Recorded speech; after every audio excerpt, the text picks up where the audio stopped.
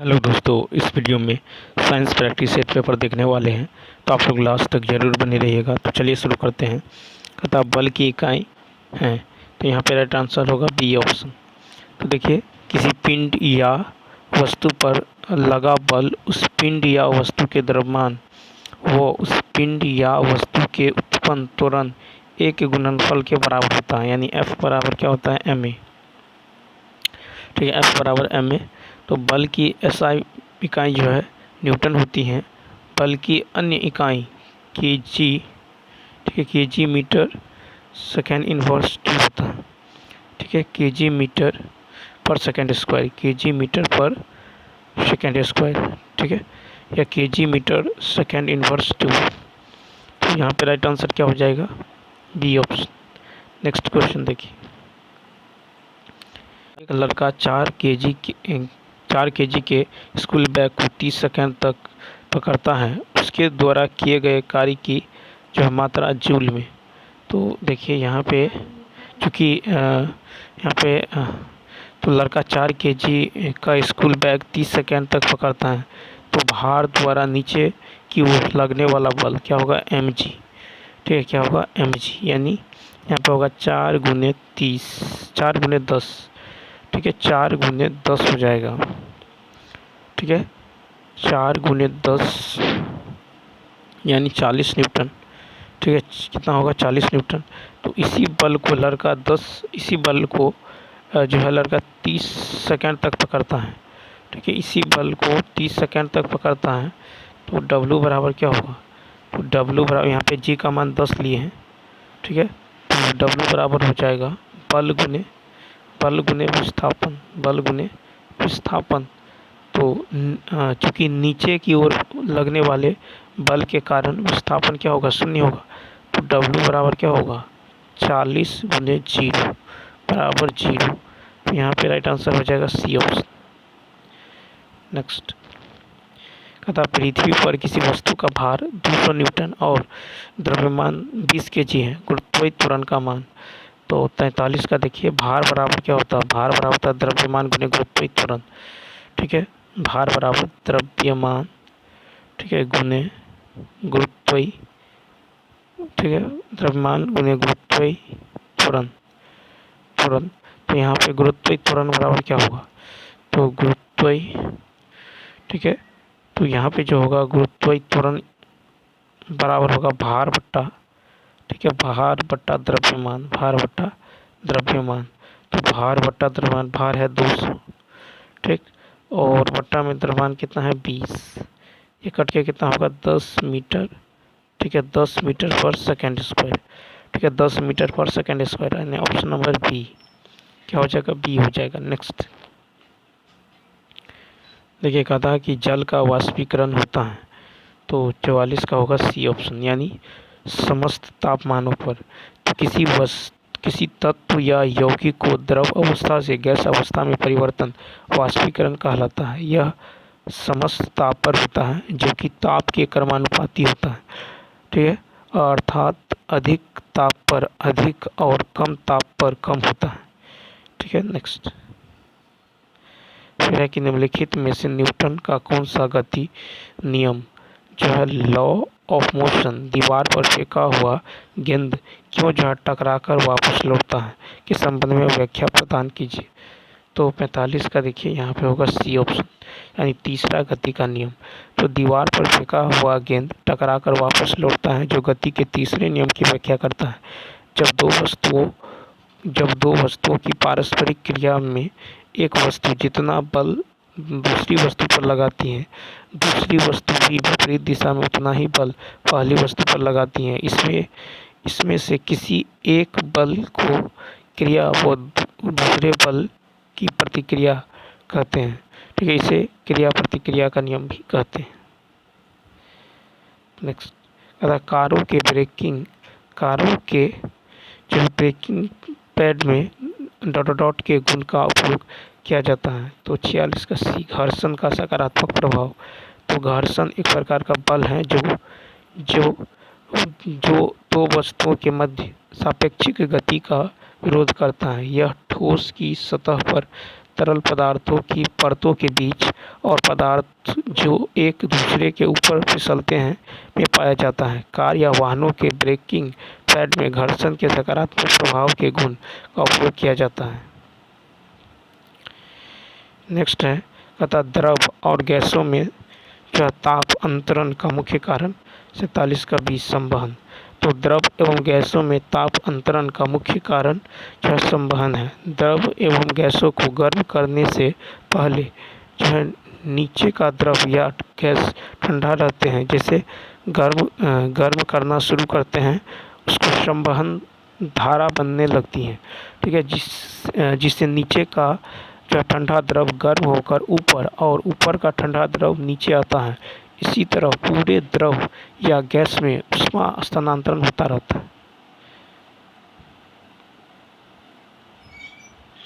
Next है कि मनुष्यों के लिए ध्वनि का श्रव्य प्राश लगभग कितना लगभग होता है। ए ऑप्शन 20 हर्ट्ज से 20,000 हर्ट्ज। तो मनुष्यों के लिए ध्वनि की श्रव्यता का परिसर लगभग 20 हर्ट्ज से 20,000 हर्ट्ज तक होता है। प्रति सेकंड उत्सर्जित होने वाले ध्वनि कंपनों की संख्या को ध्वनि की आवृत्ति कहते हैं, जिसे हर्ट्ज में मापा जाता है। 20 हर्ट्ज से कम आवृत्ति की ध्वनि को अवश्रव्य ध्वनि तथा 20,000 हर्ट्ज से अधिक आवृत्ति की ध्वनि को पराश्रव्य ध्वनि कहते हैं। नेक्स्ट है तो यहाँ पे 20 हर्ट्ज से कम जो है आवृत्ति की ध्वनि को अवश्रव्य और 20,000 हर्ट्ज से अधिक आवृत्ति की ध्वनि को पराश्रव्य। नेक्स्ट है कि गली के पीले लाइट में किसका प्रयोग किया जाता है। तो यहाँ पे होगा बी ऑप्शन सोडियम। तो देखिए पीले लाइट या सोडियम वेपर लैंप में सोडियम का प्रयोग किया जाता है। इस लैंप में यू आकार की जो है कांच की एक ट्यूब होती है, जिसके सिरों पर 2 ऑक्साइड लेपित टंगस्टन इलेक्ट्रोड होते हैं तथा सोडियम धातु के दाने तथा नियॉन गैस भरी होती है। नेक्स्ट 40 ओम प्रतिरोध का एक विद्युत लैंप, 200 ओम प्रतिरोध का टोस्टर और 400 ओम प्रतिरोध का एक वाटर फिल्टर समांतर क्रम में एक 220 वोल्ट स्रोत से संयोजित है। मान लीजिए कि एक जो विद्युत आयरन 220 वोल्ट के स्रोत से संयोजित किए जाने पर उपरोक्त 3 उपकरणों द्वारा ली जाने वाली धारा के समान धारा लेता है। तो आयरन का प्रतिरोध और उससे होकर प्रवाहित होने वाली धारा। तो यहाँ पे देखिए कुछ इस तरह से है।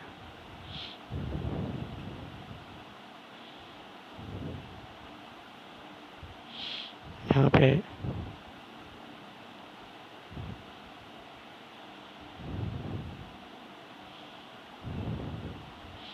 ठीक है, ये है 400, ये है 200 और ये है 400, ठीक है।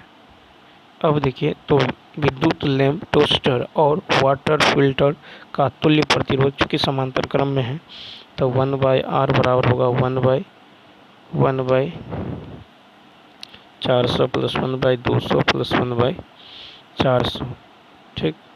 यानी कितना हो जाएगा, तो यहाँ पे देखिए यहाँ पे 40 कितना है 40, तो ये हो जाएगा आपको 10 प्लस 2 प्लस 1/400 1/R बराबर, यानी ये हो जाएगा 400, ठीक है। तो R बराबर कितना हो जाएगा 400/13, ठीक है, 400/13। तो परिपथ में प्रवाहित धारा, ठीक है, परिपथ में प्रवाहित धारा की यदि बात करें तो क्या हो जाएगा 400/13, ठीक है। तो ये हो जाएगा आपको 220 वोल्ट था, तो ये हो जाएगा 13/400, ठीक है, यानी 7.15 एम्पियर। तो यहाँ पे प्रश्नानुसार विद्युत आयरन में प्रवाहित धारा जो है 7.15 है, ठीक है। विभवांतर कितना है, विभवांतर है 220 वोल्ट, ठीक। तो तब विद्युत जो आयरन का प्रतिरोध R बराबर होगा V/I, यानी 220 बट्टा में 7.15, यानी हो जाएगा 30.77, यानी ऑप्शन नंबर 30 यानी ऑप्शन नंबर बी। नेक्स्ट है कि निम्नलिखित में से कौन सा भौतिक परिवर्तन नहीं है? तो 51 का होगा सी, पदार्थों का किण्वन। तो देखिए, पदार्थों का किण्वन एक रासायनिक प्रक्रिया व परिवर्तन है, जैसे दूध से दही का बनना, गन्ने के रस से सिरके का बनना। ठीक है, नेक्स्ट क्वेश्चन। नेक्स्ट है कि निम्नलिखित में से कौन सा ऊर्ध्वपातन कर सकता है? 52 का सी, अमोनियम क्लोराइड। तो अमोनियम क्लोराइड, ठोस carbon dioxide, iodine, aluminium chloride, naphthalene और एंथ्रासीन ही जो है मात्र ऊर्ध्वपातन की क्रिया कर सकते हैं। ठीक है, तो अमोनियम क्लोराइड, ठोस carbon dioxide, iodine, aluminium chloride, naphthalene, anthracene ही जो है मात्र ऊर्ध्वपातन की क्रिया कर सकते हैं। नेक्स्ट क्वेश्चन की बात करें तो कहता है कि बॉयल के नियम के अनुसार, तो देखिए, बॉयल का नियम नियत तापमान पर दिए गए किसी गैस के निश्चित द्रव्यमान के दाब तथा आयतन का गुणनफल स्थिर होता है, यानी PV बराबर होता है C, यानी P समानुपाती 1/V। ठीक है, P समानुपाती 1/V। तो दाब बढ़ेगा तो यहाँ पे आयतन घटता है। ठीक है, P बराबर क्या होगा? तो P बराबर अब C/V। ठीक है, P बराबर C/V। और देखिए, तो ये हो जाएगा, यानी ऑप्शन नंबर क्या हो जाएगा? तो यहाँ पे हो जाएगा ऑप्शन नंबर ई हो जाएगा। ठीक है, ऑप्शन नंबर ई हो जाएगा। चार्ल्स का नियम देखें तो स्थिर दाब पर किसी गैस के निश्चित द्रव्यमान का आयतन जो परम तापमान के अनुक्रमानुपाती होता है, यानी V समानुपाती होता है T, यानी V बराबर होता है CT, यानी V/T बराबर होता है C। T तापमान, V आयतन है। कहता है कि लवण जल के विद्युत अपघटन द्वारा इनमें से कौन सा उत्पाद बनता है? तो ए ऑप्शन, सोडियम हाइड्रोक्साइड। तो देखिए, लवण जल के विद्युत अपघटन द्वारा सोडियम हाइड्रोक्साइड यानी NaOH बनता है। सोडियम क्लोराइड NaCl विद्युत अपघटन द्वारा विघटित होता है और कैथोड पर सोडियम हाइड्रोक्साइड बनाता है। Sodium hydroxide NaOH caustic soda के रूप में जाना जाता है। इसका उपयोग लुगदी और कागज के कपड़े, पीने के जल, साबुन और डिटर्जेंट के निर्माण में किया जाता है। चिकित्सा के क्षेत्र में उपयोग बीमारियों के उपचार, रोकथाम और सुधार के लिए किया जाता है।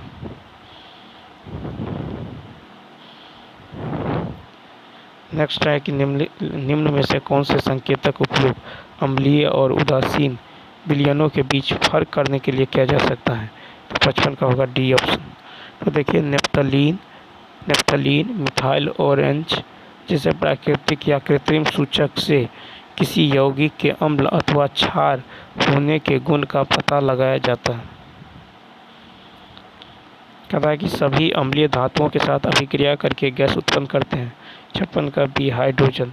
तो सभी अम्ल जो धातुओं के साथ अभिक्रिया करके हाइड्रोजन गैस उत्पन्न करते हैं।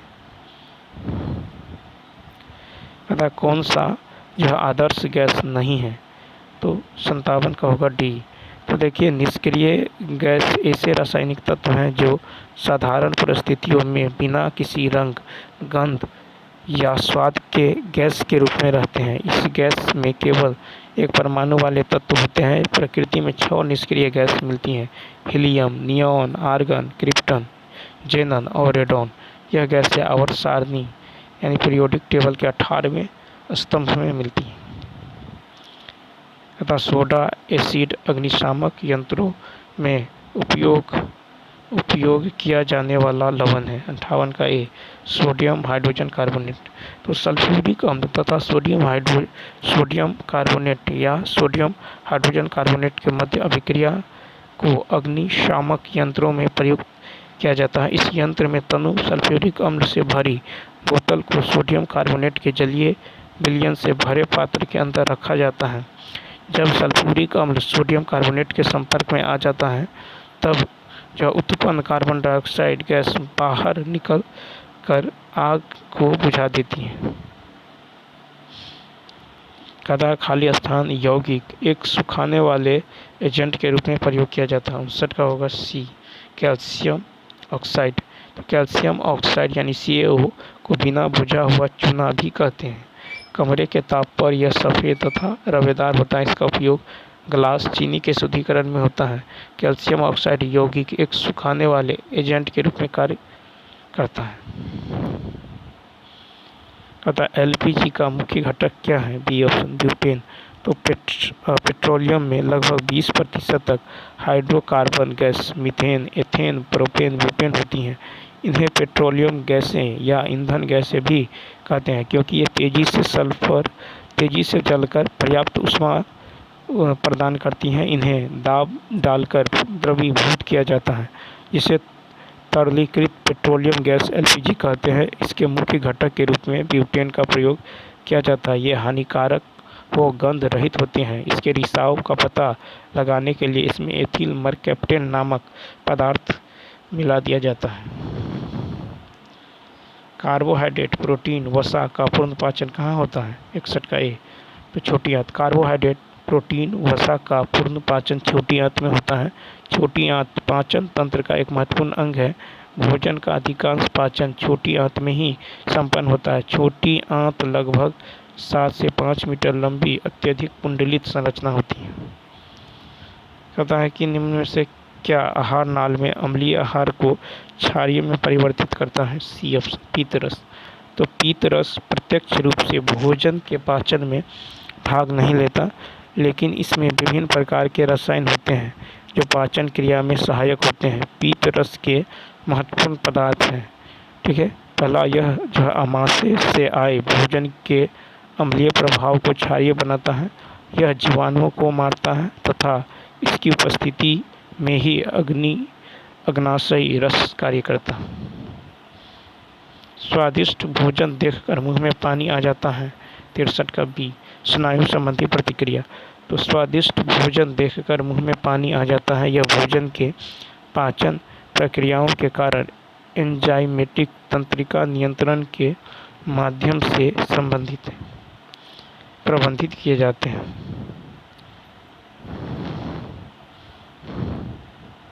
अतः मानव जैसे कुछ जीवों के हृदय में ऑक्सीजन रहित रक्त को ऑक्सीजन युक्त रक्त से पृथक क्यों रखा जाता है? 64 का ए, शरीर के तापमान को स्थिर बनाए रखने में मदद करने के लिए। तो मानव जैसे कुछ जीवों के हृदयों में जो ऑक्सीजन रहित रक्त को ऑक्सीजन युक्त रक्त से पृथक कार्बन डाइऑक्साइड शोषण का अपशिष्ट उत्पाद है और श्वसन कोशिका में इसकी सांद्रता अधिक होती है। उपापचयी रूप से सक्रिय कोशिकाओं में कार्बन डाइऑक्साइड बढ़ने से ऑक्सीहीमोग्लोबिन से ऑक्सीजन पृथक होता है। यह प्रक्रिया जो है शरीर के तापमान को स्थिर बनाए रखने में सहायक। कहता कौन सा मानव रक्त में मौजूद एक वर्णक है जो ऑक्सीजन को हमारे फेफड़ों से शरीर के सभी अंगों में ले जाता है? तो यहाँ पे राइट आंसर होगा हीमोग्लोबिन। तो हीमोग्लोबिन लाल रक्त कणिकाओं में उपस्थित एक तरह का प्रोटीन है जो ऑक्सीजन को हमारे फेफड़ों से शरीर के विभिन्न भागों तक पहुँचाता है और कार्बन डाइऑक्साइड को शरीर के अन्य भागों से फेफड़ा तक पहुँचाता है। कहता है कि कौन सा हृदय के कार्य को अधिक उपयुक्त रूप से बताता है? तो यह है इकोकार्डियोग्राम। इकोकार्डियोग्राम हृदय के कार्य को बहुत अधिक उपयुक्त रूप से बताता है। यह विशेष रूप से हृदय वाल्व के रोगों का आकलन करने के लिए उपयोगी है। इलेक्ट्रोकार्डियोग्राम यानी ECG के द्वारा दिल की धड़कन और उनसे निकलने वाली विद्युत तरंगों के द्वारा दिल की बीमारी का पता लगाया जाता है। स्टेथोस्कोप रोगी के रक्त संचार की दशा का परीक्षण करने का उपकरण है। कहता है कि कौन सा भाग आँखों को एक विशिष्ट रंग प्रदान करने के लिए उत्तरदायी है? आइरिस। आइरिस आँखों को एक विशिष्ट रंग प्रदान करने के लिए उत्तरदायी है। आइरिस नेत्र का रंगीन हिस्सा है जो नेत्र को रंग द्रव्य देता है। आइरिस आँखों में प्रवेश करने वाले प्रकाश की मात्रा को नियंत्रित करता है। यह प्रकाश किरणों को रेटिना में केंद्रित करता है। कहता किसकी वजह से हमारी मांसपेशियों में ऐंठन उत्पन्न हो सकती है, तो यहाँ पर हो जाएगा आपको सी ऑप्शन।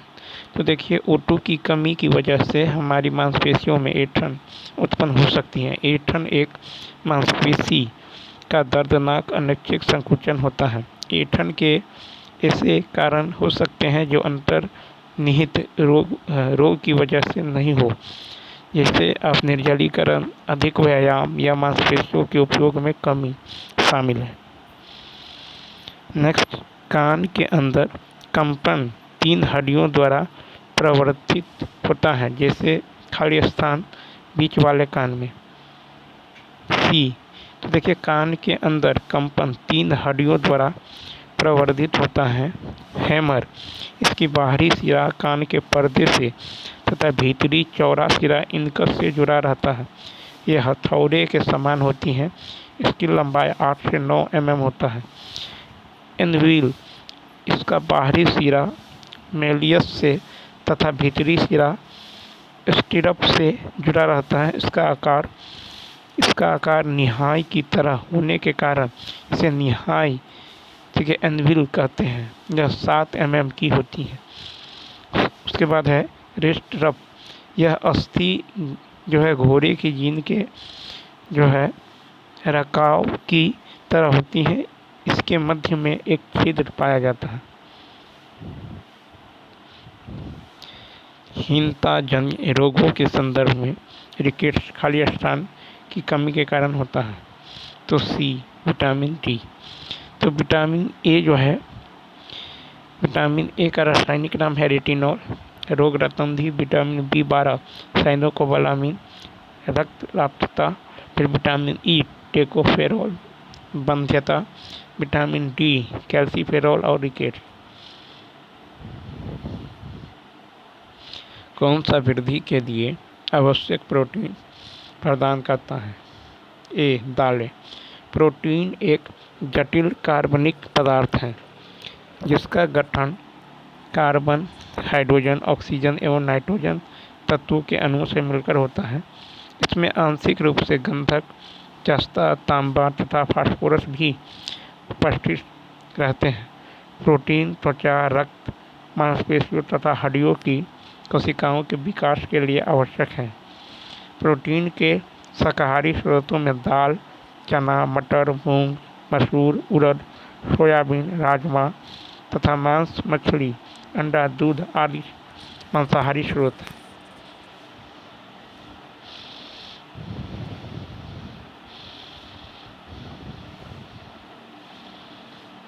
देखिए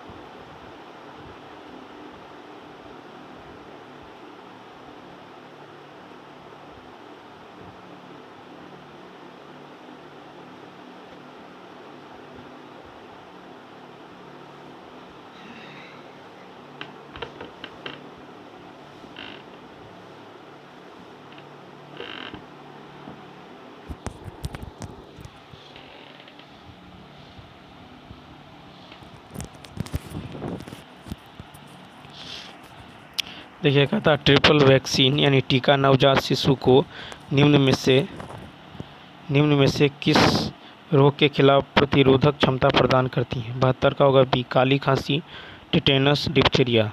तो DDT का टीका भारत सरकार द्वारा जारी अनिवार्य टीकों की सूची में सम्मिलित है। यह टीका 6 महीनों से कम उम्र के शिशु को लगाया जाता है। यह टीका शिशु को 3 जानलेवा बीमारियों से बचाने के लिए जो दिया जाता है: डिप्थीरिया, पर्टुसिस, काली खांसी तथा टिटेनस।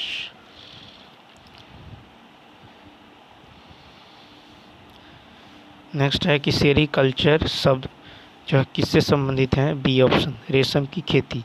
तो देखिए सेरीकल्चर रेशम, तो यहाँ पे जो है सेरीकल्चर रेशम कीट की पालन का अध्ययन पिसिकल्चर मत्स्य पालन का अध्ययन, एपीकल्चर, ठीक है, एवीकल्चर पक्षी पालन, एवीकल्चर। नेक्स्ट, कथा निम्नलिखित में से किसी आनुवंशिकी का जनक कहा जाता है?